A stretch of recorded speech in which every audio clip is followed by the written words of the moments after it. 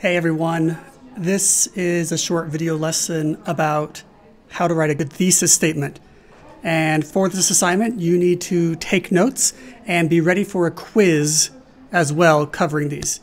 Okay, now you've definitely studied thesis statements before, and you know that the basic definition of a thesis statement is a one sentence that summarizes the main point of the argument you're making in the essay. Maybe summarizes isn't the right word, but one sentence that expresses the main argument of your essay. And yes, it does have to be one sentence. True, sometimes essays get long and unwieldy, and maybe in the future you'll have to write a two-sentence thesis statement, but that's extremely rare, even if you're writing a 20-page paper. So just keep it in your mind that a thesis statement should be one sentence, and you'll be good to go. So check out some of the handouts that I have for you. Let's start with thesis statement notes. Thesis statement, here's the definition again in case you, weren't paying attention 20 seconds ago.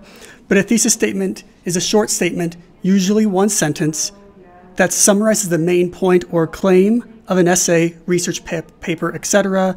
And it is developed, supported, and explained in the text with examples and evidence. So that second part's really important, is you might have a good thesis statement, but if the rest of your essay doesn't back it up, it's not really a thesis statement. Does that make sense? Okay, here are the basic rules that I invented. Well, I don't know if I invented them, but I synthesized them for you. My rules for writing a thesis statement. Number one, a thesis statement should be specific, arguable, and interesting. Let's break this down. What does specific mean? Specific means not broad. Okay? A lot of times students at your age think that it's going to be easier to write an essay about something broad, like, all sports, when in reality it might be easier to talk just about basketball. And even then, basketball's too broad. It might be easier to talk about NBA basketball. And even then, it might be better to talk just about, my stool just went down. It might be better to talk about NBA basketball in the replay era. And the more specific you are, actually, the more you have to talk about. If you're going to talk about basketball generally, then you're going to have to talk about how they used to play with peach baskets, but you're also going to have to talk about how they invented dribbling later, and it's going to be so broad that you won't have a lot of ways to connect the dots. But the more specific it is, the more you can talk about. That is a truth. So throughout this next unit, I'm going to keep telling you to make it specific as you can be, and I promise you, the more specific you are, the easier it is to find something interesting to say. Arguable. Another mistake young writers make is thinking that they need to say something that is universally true that no one could ever disagree with, when actually the opposite is true. You want to say something that is something somebody could possibly disagree with. In English and in life, really, there are multiple right answers. And so you want to find, and this is the next one, the most interesting right answer.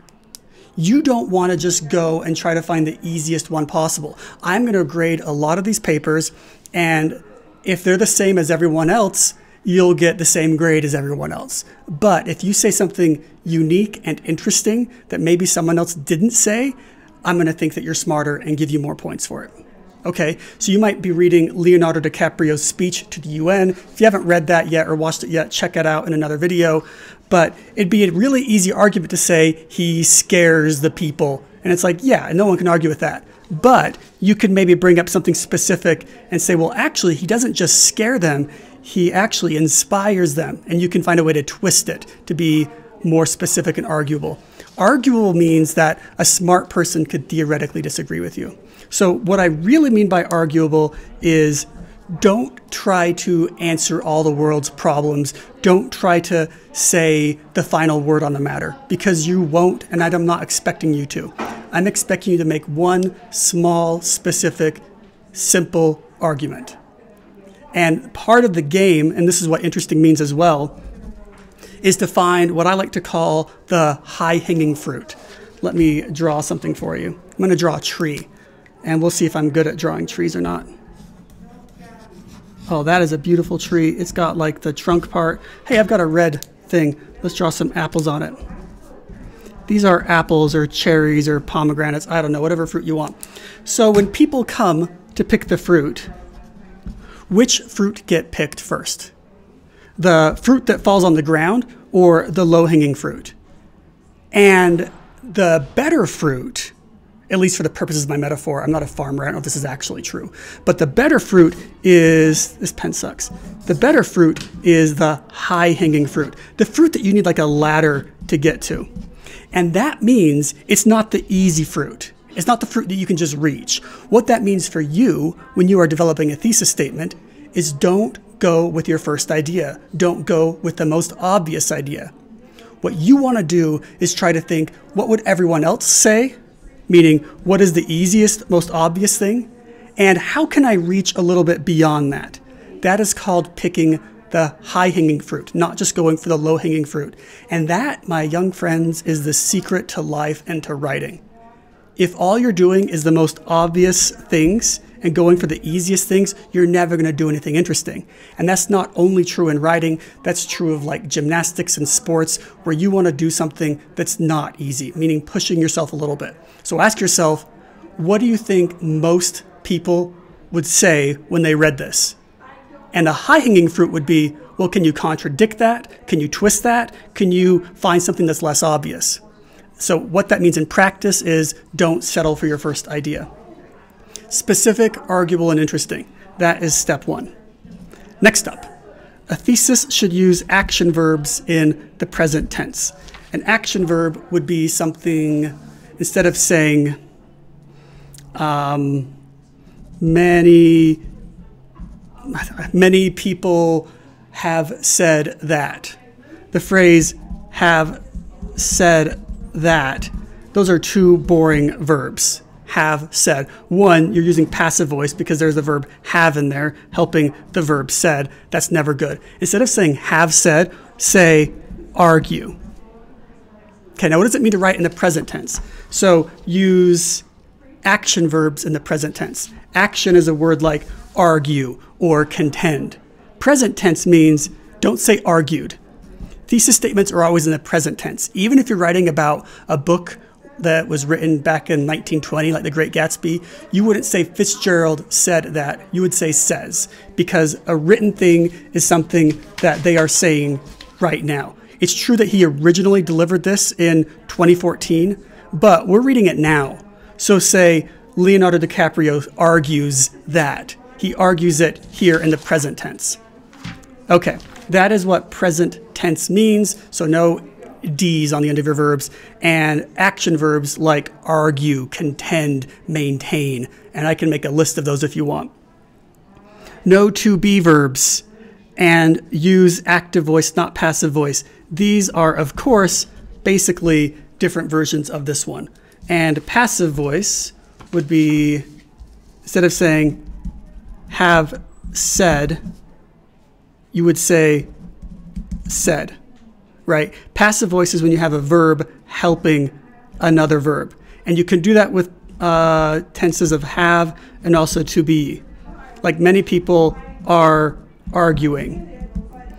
In other words, look at your verbs and see, is there another verb in front of it, especially a conjugation of have or to be.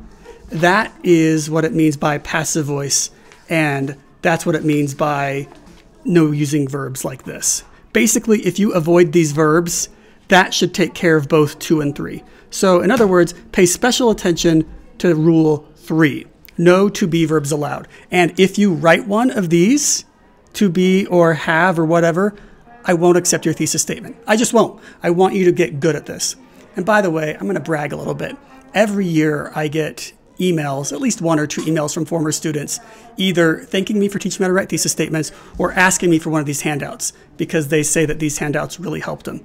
So I know that you might be thinking, oh, this class is easy, it's not that much work. But if you actually think about what I'm teaching you, I am teaching you like the absolute best, secret, outstanding ways to be good at this. I don't really care about how much work you do. I care about how good it is, okay? So even though these rules are basic and easy to memorize, do them, or else I won't give you credit for it. Okay, so we talked about, in wherever that drawing was, not accepting your first ideas. That also goes with drafts of your thesis statement. I expect you to write multiple drafts of your thesis statement. Your thesis statement is the crowning jewel of your essay. It is the anchor of your chandelier. It is the most important part. Even though it's just one sentence, that one sentence should take up at least half of the time it takes you to write your essay. And I am not kidding. If you're writing your thesis statement right, it'll take you hours. And why is it so important to get it right? Well, if you have a bad thesis statement, your essay can only be as good as a thesis statement. Does that make sense? If you have a good thesis statement, your essay can be as good as your good thesis statement. But if you're arguing something weak and too broad, then your essay is going to be weak and too broad. So it's really worth spending the time to make sure you have a good thesis statement. A thesis statement is I'm mixing my metaphors now, but it's the foundation of this. And so don't accept your first draft of your thesis statement. Write multiple drafts of it. I command you to do this. If you don't do this, you will not be a good writer. The only difference, I say this all the time, but the only difference between a bad writer and a good writer is the number of drafts they write. That is it. Occasionally someone can write something clever in their first draft, but a good writer's first draft will never be as good as a bad writer's 10th draft. That's true. So if you're thinking like, oh, I'm a bad writer, all that means is you've never had the opportunity to really take the time to revise. And this is true of thesis statements as well. So when reviewing the first draft of your thesis statement, here's 3 questions that I command is my word of the day. I command you to ask. Number 1, do I answer the question? And that means the prompt. Every essay you ever write is going to have a prompt. And the prompt is telling you exactly how the professor's going to grade it. Look at your thesis statement, make sure it actually answers everything in the prompt. Number 2, have I taken a position that others could challenge or oppose? That doesn't mean that you're saying the opposite of what everyone else believes, but are you saying something that's unique and interesting? Is it worth saying? If everyone else would read this and think of that immediately, it's not worth saying. You shouldn't say something if you don't have something at least mildly new to say. And finally, does my thesis pass the how or why test? So, if a reader's first response is how or why, your thesis may be too open-ended. See what you can do to add more to that. Basically what I'm saying is you want your reader to have a good idea of where the essay is going from this. Okay, those are the thesis statement notes. Another way to put this last one, just to kind of clarify this a little more, a thesis statement is a contract, it's a promise with your reader. Whatever you say in your thesis statement, everything else in your essay has to relate to it. Nothing extra can happen. Now, sometimes what happens is you'll write a draft of your thesis statement and you'll like it, then you'll write your essay and you'll have like a bunch of stuff that doesn't relate to your essay. You have 2 choices. 1, rewrite your essay, or 2, change your thesis statement. You're allowed to do that. You might write your thesis statement and think it's good. You might write your essay and realize, oh, I'm actually interested in something else. Change your thesis statement. But whatever happens in your essay has to be previewed in your thesis statement. Okay, that is thesis statement notes. Let's now talk about, I'm going to skip that one. Actually, no, this is pretty good. Thesis statement formula. I made this up a couple years ago. Again, I don't know if I actually made it up, but my chair keeps falling down. It's something that works for my students. An easy way to make sure that you have a good thesis statement is to make sure it follows this formula. Claim plus reason. This is really, really big. And this will work for every thesis statement ever, and it just so happens it works well for this class. In this class, at the end of the unit, you're going to be asked to write an essay, and the prompt of the essay will be, actually I have it written down right here. The prompt of the essay will be, what is the author's purpose, and what strategies do they use to achieve this purpose? And this question will be applied to something that you have to read and analyze. And if you follow the steps, you realize you have to answer the question, what is the purpose and what are the strategies? Okay, this works really well for this thesis statement because your claim might be, Leonardo DiCaprio appeals to our emotions. That's only half a thesis statement because that's the claim. The reason would be, through his use of personal stories. Now that's actually not true because he doesn't talk about personal stories in this, but just hypothetically, the claim would be he appeals to our emotions, and the reason would be, or the how would be through stories. So an incomplete thesis statement would say Leonardo DiCaprio tells personal stories. So what? Another weak thesis statement would be Leonardo DiCaprio appeals to our emotions. So what? But combined, Leonardo DiCaprio appeals to our emotions through his use of personal stories. You've got a complete thesis statement. So here's an example I have here. Well, you know what? Read this example here, and I think it's a good one. It'll help you understand what I mean. Okay. Now I want to talk about how to write a thesis statement. There was a while, a couple years ago, when I read a book about checklists. Sounds boring, right? And I got really into checklists. And it talks about how checklists have saved countless lives. And they use different examples that are really interesting. One example is on the airplane. If you've ever been on an airplane, you can actually sometimes listen to the pilots talk if you tune to the right channel. You can hear them going through a checklist. Cross-check, check, wheels, check. I don't know what pilots say, but they're just going through a checklist. What is that checklist for? Is it telling the pilots how to fly a plane? I sure hope not. They should have flown a plane at least 2 times before and taken some classes on it, right? So the checklist isn't there to tell you how to fly a plane. It's to keep the pilots from making a stupid mistake. Because what the FAA found is that the vast majority of crashes up to like the 1980s were pilot errors missing something stupid. So they made this checklist to keep pilots from making stupid mistakes. The World Health Organization found this was true with hospitals around the world as well. They were looking at hospitals thinking, why are people still dying in hospitals when we have all this fancy medical care? What is going on? And they found out, you guessed it, that the answer was because doctors were making stupid mistakes. And I mean forgetting to put the patient under anesthesia or cutting off the wrong leg, those kind of mistakes. So now in the hospital, in surgery, doctors have a certain checklist they need to follow. This checklist isn't meant to teach them how to perform a surgery, but it's to keep someone who knows how to perform a surgery from making a stupid mistake. Okay, that's what this checklist is. Hopefully you know how to write a thesis statement. This will keep you from making a stupid mistake as you're writing it.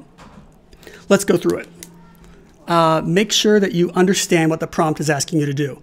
Actually, stop and think, do I understand the prompt? So if you read this, what is the author's purpose and what are their strategies, and then you talk about whether or not you agree or disagree with Leo, you do not understand the prompt. You did not stop and think, what is the prompt asking you to do? Question 2, break the prompt down, meaning how many parts does the prompt have? Just so happens, this prompt has 2, purposes, strategies. Try to break it down to its elemental parts. Then what you need to do is brainstorm everything you could possibly say about each of those elements. And I mean be obvious and be crazy. Say something that is so obvious it's not worth saying. Say something that's so bizarre that maybe it's borderline offensive. Say everything you possibly can. Once you have that brainstorm list, then mix and match. And we'll do an example together, but mix and match the different options until you come up with a unique option.